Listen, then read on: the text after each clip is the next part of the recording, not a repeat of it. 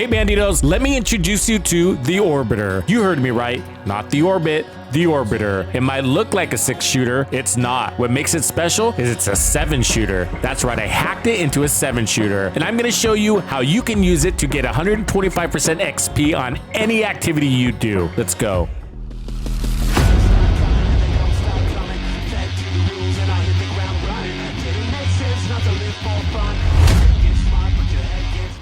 Okay, you guys are gonna love this build. So it's specifically tailored for the Reanimated event. So as you can see, I have that on with all 5 directives, and it's a beast. Let's kick off this fight. And I really enjoy this. And this is an evolution of a build that I created for last season, or actually I've been running for a couple of seasons now for specifically the Reanimated event. And we're gonna get to a one-shot capability once I kind of get ramped up here and get a few kills under my belt. Oh, there it is. Didn't take long. So 2 kills gets you into the one-shot kill capability, and then you're off to the races, as we say around here. But what's unique about this pistol, and a lot of you probably aren't aware that it even exists. So it's not really called the Orbiter. It's actually called the Deseros. And I've hacked it so that it has 7 rounds. So as you can see, let me reload here. So I got 7 rounds. And it's a 6-shooter, right? So that's unique, I guess, for lack of better words. And it's really helpful. It's a game changer. So and we're one-shotting everything, except for big, heavy 40 million armor bosses that are wearing helmets. So this guy requires a little extra encouragement here. So I'll hit him with my Nemesis, which is my backup weapon. So he's already taken about 30 armor. So that's almost 42 million in total damage. So yeah, he's a strong boy, that one. So don't expect to one-shot him. Most guys with helmets, you're not gonna be able to one-shot, but look at these guys, they're going crazy.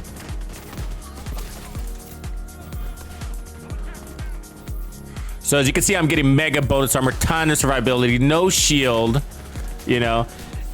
The global event, you know, has a buff on it that doubles your headshot damage, so you don't need to overload on your damage. It's a very common thing that happens in this game. A lot of people overspec their builds. I think it's more worthwhile, and this is just my opinion, and I enjoy builds that are a little bit more balanced. But it's more worthwhile to find the limits of things, like, you know, how much is this enemy worth? You know, so I just kill him at 22 million, basically. And did he really need 22 million in damage? No, but I can't nerf this build anymore, unfortunately. So you can load lots of damage, more damage than you need on any particular build in this game, you know, and that's okay, you know. There's nothing really wrong with that, but if you're looking for, you know, more survivability, or if you're looking to be able to play shieldless like this, then, you know, you might want to do a little bit differently. You might want to know your enemy values and what kind of damage you need to kill them in a single shot, and you might surprise you how little it is in that how much your build is doing, and that you could probably shed some of that damage and change it in for some bonus armor or armor regen or whatever you're looking for. Maybe it's weapon handling or whatever, but so yeah, this one's designed to play shieldless, out of cover, full-time, one-shot elites. Me and you, Honcho.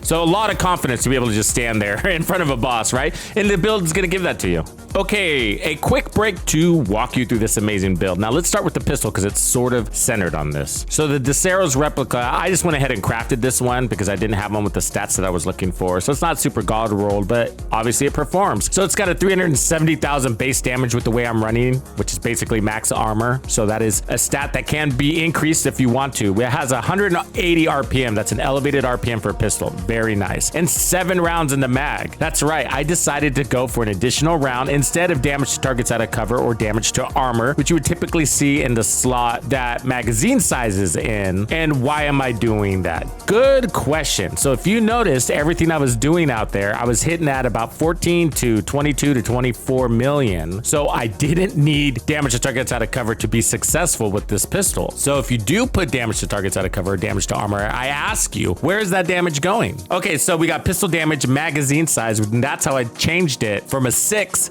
to a 7 shooter. And that's pretty cool if you think about it. The Deseros, as you can see, I put a really cool skin. You might want to duplicate that. It's called Midnight Sky, and it makes it look like the Orbit. Are you guys familiar with the Orbit? Let me see if I have it here. It's the named Magnum that comes out of the Dark Zone. I don't have it here, sorry. It's got a really cool skin, and I've done the same thing by putting Midnight on here. Anyways, I put 20% reload speed, and this is what's also unique about the Orbit. It has a 10% headshot damage mod. The mods down here are headshot damage, 10% crit chance, which is also really nice, and a flashlight. That actually works. For the headshot damage, if you compare it to, let's say, a Magnum, that's a good comparison here. The Magnum on the left, and it's got a higher base damage, but the RPMs are lower, and that 20 RPM might not seem like it's a big deal, but it's a huge deal on a pistol. It allows you to recover from missed shots because you're running a headshot build basically. So it allows you to recover from missed shots quickly by throwing out shots in succession faster. And that means the bullets are going to be somewhat closer together as long as you're not swinging your arms too much. So really cool, really cool. And also if you got 6 targets in front of you or 7 targets in front of you, you can potentially kill them all faster because of that. Otherwise, the stats are basically the same. The Deseros has a little bit better weapon handling. The damage drop off is the same, and they have the same reload. But let's take a look at this one for a second because I want to show you the difference in mods. So this one only has a 3% headshot damage mod. So it's got a higher base damage, but the mods are crappier. So you can put 5% headshot damage, but you'll lose range, and then the rest is just stability. You get more options over here, but you get more power. You get 7% more power coming off of the Deseros because of the mod. And that could make or break your build depending on how you're running it. So think about that. There is a trade-off from the base damage for the extra 7% damage, which is a multiplier, and you are going for the head and hitting the head 100% of the time anyways. So something to think about. Not a big deal. Otherwise, it's just really, really helpful getting your stats up. Okay, so I'm running sharpshooter because I'm actually using the TAC 50 to kick things off. There's a mechanic to making this all work. Should be aware of that. So if you feel like you're not getting headshot chain kills, it's probably because you're doing the mechanic wrong. I'll walk you through that in a moment. We're using this for the TAC 50. That's pretty much it because most of the other benefits that are coming from sharpshooter aren't really helping the pistol. So if you wanted to, and I'll show you a second version of this build, you could actually change this to gunner or even change it to survivalist and get an extra 10% protection from elites, which is pretty cool. For the chest piece, I am running DNH for 20% more pistol damage.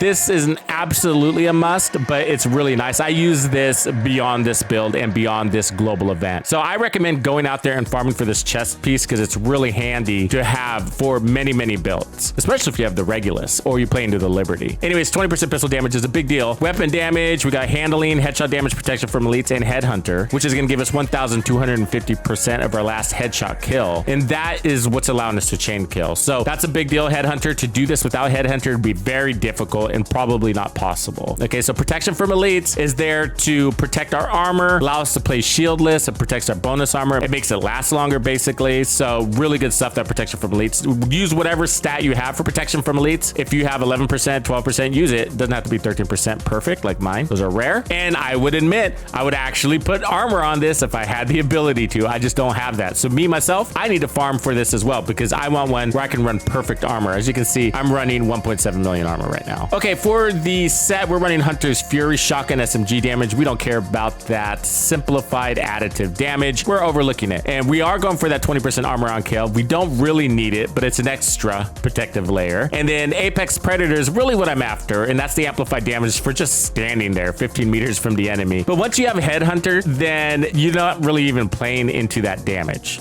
so you know. So it's sort of just a nice to have, but not extremely necessary. Again, the global event's very powerful. And then you get to stack that amplified damage even further on kill 5x5, which adds up to about 31%. And then you get a disorient status effect. And that's probably the most useful part of the set, I'd admit. The disorient status effect is probably what you're using the most out of this set. Not the damage, not the armor on kill. And I'll explain why the armor on kill is not as important as you think in just a moment. So I have armor, headshot damage, and more protection from elites. Okay, looking at the gloves, it's basically the same armor and headshot damage. And then we'll look at the knees, and there won't be any surprises here. And then the holster, well, did that surprise you that it was armor and headshot damage? Probably not. Let's look at the backpack. So I have Memento here for the 3 cores. We have more protection from elites. Mine has a little expertise, but don't worry about that. It's just a minor detail. Kill confirmed. All right, so we're playing extremely into those short-term buffs, which is all about the bonus armor. So you're gonna get 30% weapon damage off of this, but you don't really need any more damage. So that's sort of a nice to have.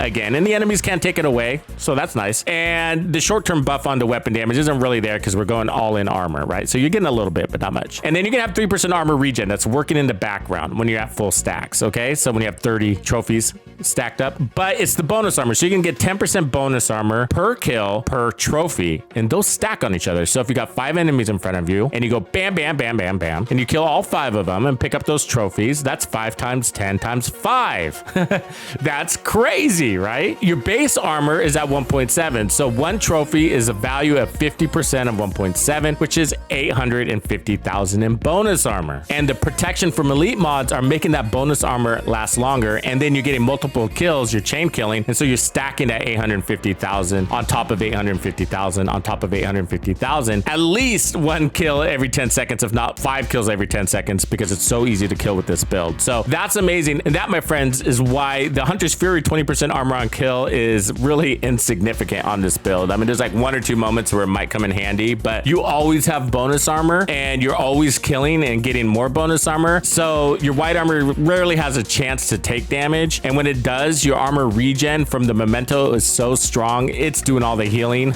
anyways, whatever. And then you got skill efficiency, and I didn't have any other skill to run because we're running shieldless, so I just put on a fixer. So you got that heal coming in too. Now there's no trophies right now, so all the stats are not really buffed up here, but it's just a standard fixer, but it does get 30% stronger when you get those trophies. And then I'm running the decoy, but there's more options here for the second skill, and I'm gonna show you that as well. So showing you the stats, we're really gonna wanna look at the pistol here. So I got the Deseros in hand, and as you can see, we got 180% headshot damage. It's just important that you're over 150 because of the mechanic on that chest piece. So to get peak damage, you wanna make sure you're over 150, and that's where we are. Weapon handling, we just have that 1 stat, and defense, not much to see here. You do see the 1.7 armor, the 20% armor on kill, sorry. And then the armor regen is just not showing up because my trophy's expired here. And then we got 39% protection from elites. All right, let's find more unsuspecting foes here. Who do we got? That guy, that guy, that guy. That guy. All right, free trophies. So super fast. One of the great things about this weapon is it's got a elevated RPM, and that's a differentiator for the pistol and why I'm choosing it. So it allows you to put subsequent shots out real quickly and recover from missed shots. And then you have the extra round as well, making it a 7-shooter, as I mentioned. So it's an exceptional gun, and I've been running it for a really long time. I used to run it a while back, and I sort of just kind of forgot about it. So I'm bringing it out for you today so that you can use it for the next week and get tons of XP, red stars, and ultimately the best gear in the game.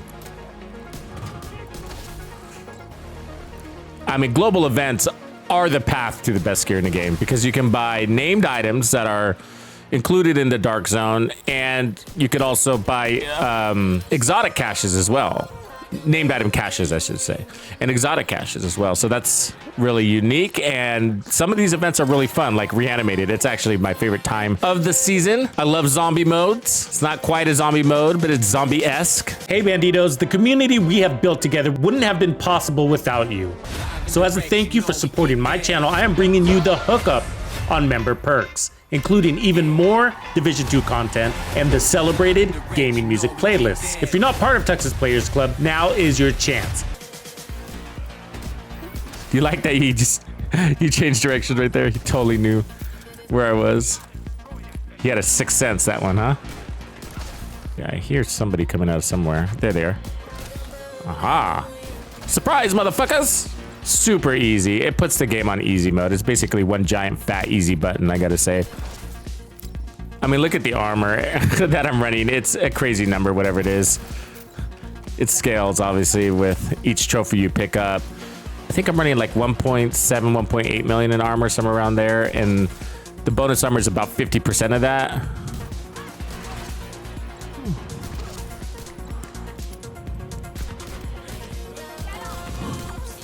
Oh, she's a pain in my rear. Hold on. So yeah, that was the whole control point. Super fast, right? So you can clear content real quickly with this. So don't be surprised if you're clearing a control point with 5 directives on heroic in 2 to 3 minutes. And that'll just depend on the layout. Yeah, but pistols in general are probably my favorite weapon class in the Division 2, surprisingly. I think most people probably would say assault rifles, but for me, it's pistols. I mean, they're exceptional in this game. I've been playing it for a while, and they haven't really done any nerfing to the pistol class.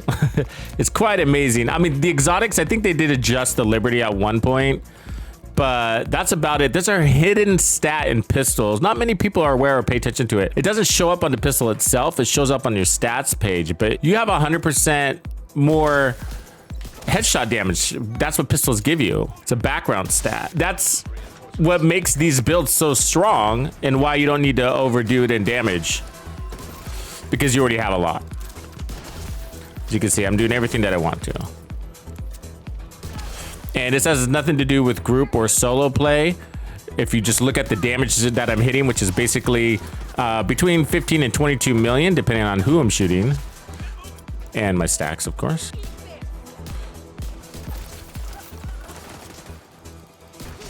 So there's 23 million on crit right there. So that's plenty for a 4-man group as well. There's 22.5 non-crit. 15. 23 non-crit. Big heavy boy. So those are big enough numbers for group play. So if you're playing in group, this isn't just a build that works solo. You'll be one-shotting in group also with those numbers. Now, keep in mind, I'm running the modifier, okay? And the modifier I'm talking about is Reanimated. So that's giving me 2x headshot damage. This is a build specific for this global event. So basically, without the global event, you're give or take half of what you see going on here.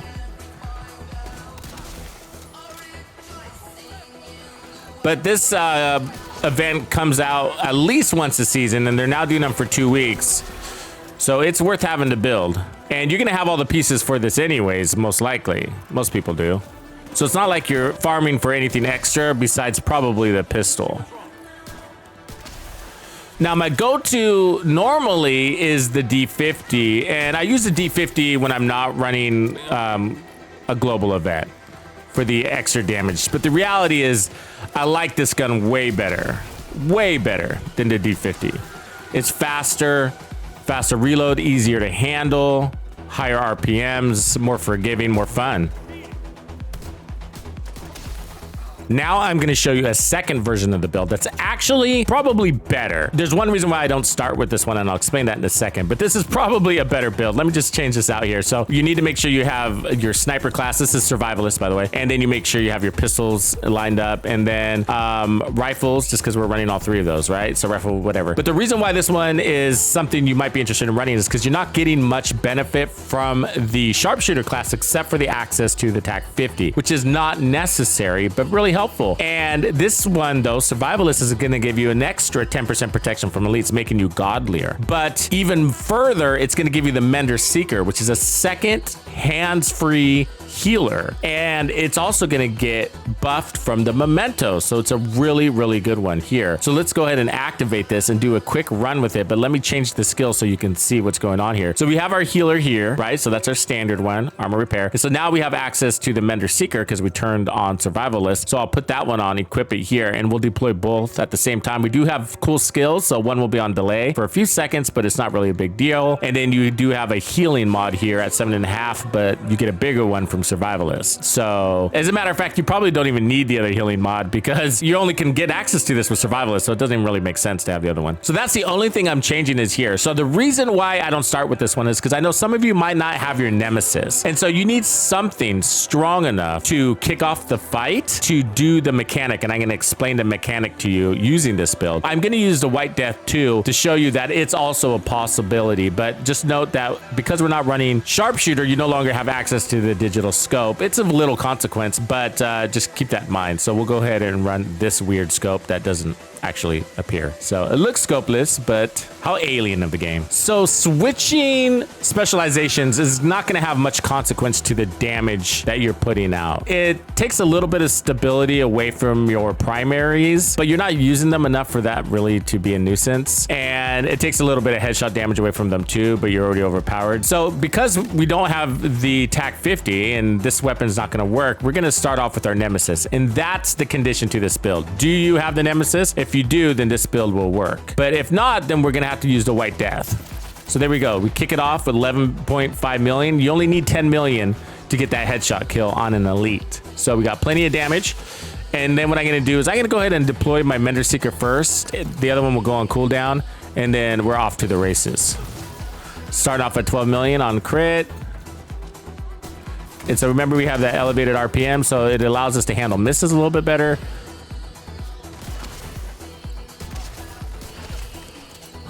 Easy peasy. So the green cloud is going to destroy our skills a lot, by the way. Look at our armor. Look at that bonus armor. Just ridiculous, right? Why would you not run armor? I don't know. I mean, you're still headshot killing and all that. With one bullet. I just, you know, this is the way for me, at least. You learn these things about certain builds in the game that they're so overpowered that you can explore more with them, you know. So the damage is basically the same. So that was 13, we're 6, but we don't have all our trophies. So as we pick up more trophies, our base damage numbers will go higher. I'll show you the resistance when I have all my trophies, because it's quite impressive. But let me drop our heals. This will help. So let's watch that heal. So we're about 60% maybe on our trophies. So that's pretty decent there. So remember, you got repair skills and you got armor regen. So I'm just letting you see the heals here. It'll get better. We'll actually be able to take this guy's damage.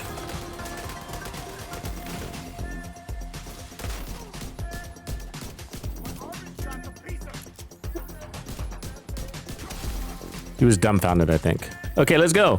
He gave up. He gave up on life. That's what this build does. It makes NPCs give up on life. That's its superpower.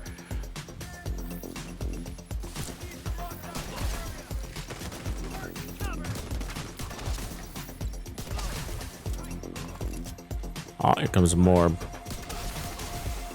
See that RPM? Let's try the White Death right now on an elite and see what happens.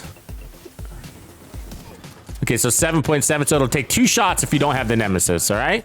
So that's if you don't have the Nemesis. You can still run this version of the build, but it's gonna take 2 shots. And then you can switch to your pistol and plug away. So that's the mechanic. Get 1 kill with your heavier weapon, whether that's the Nemesis, the TAC 50, or the White Death. Switch to your pistol, get another headshot kill, and then go to town. You can shoot them anywhere in the body.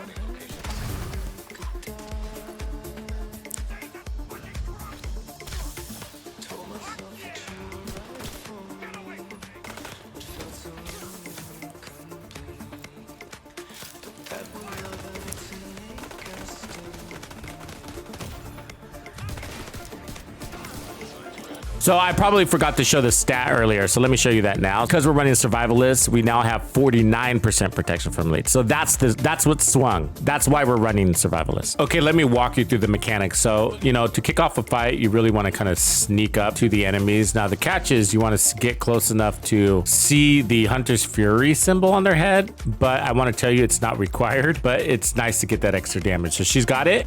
So I'm using my Nemesis here. You get your first kill. Now I switch to my pistol, and that had to be a headshot kill. And we get another headshot kill. And now I can kill anybody, anytime, anywhere. As you can see. So you don't have to shoot him in the head. You can also shoot him in the body, because you got enough damage to kill him anywhere. And so that's Headhunter's buff kicking in. We'll be hitting between 14 and 24 million now. So that's the mechanic. So start with your stronger weapon, whatever stronger weapon you have, whether that's the TAC 50, the Nemesis, or even a White Death. Now, if you use a White Death, it might take an extra shot to get that first kill. Not a big deal.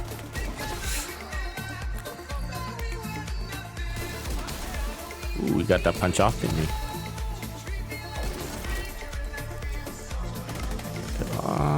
And there's a boss. 2 shots on him. Easy.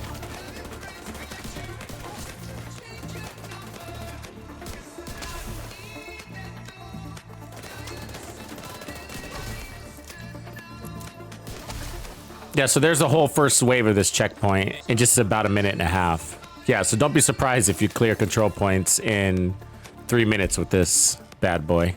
Again, all depending on the layout.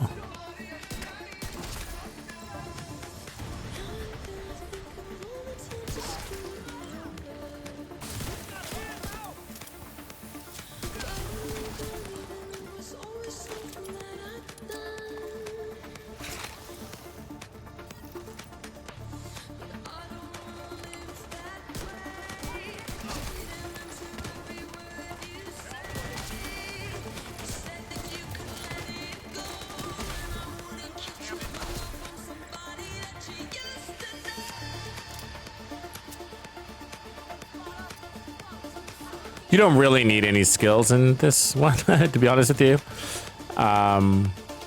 So I'm running them just to run them. But the decoy is probably the handiest, just to keep the right foamers off of you, or turrets. So, you know, your weakness is going to be riot foam and damage at range. So on the move, be fast, be agile.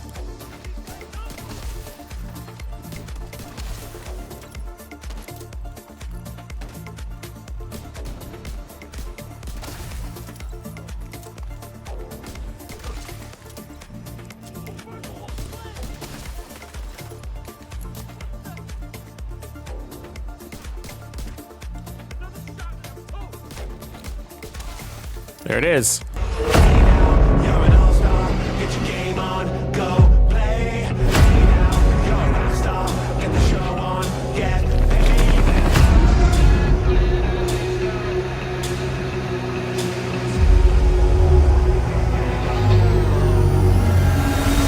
Follow me.